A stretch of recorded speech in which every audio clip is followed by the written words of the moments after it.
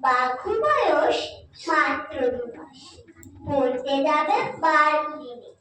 মা বলল সঙ্গে কিছু গুঁড়ো দুধ আর বার্লি নেই।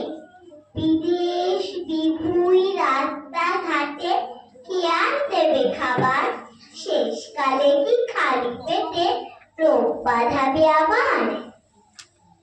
বাঘু বলল একটুতে মা তোমরা এত ভাবো না, কি যে বলো, প্রেমের ভেতর খাবার কি আর পাবো না।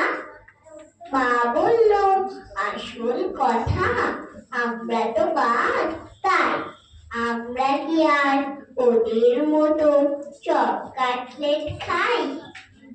হাসতে হাসতে বলল বাঘু আমি কি আর পাগল, খোঁজ নিয়েছি একই প্লেনে যাচ্ছে 200 ছাগল। নমস্কার।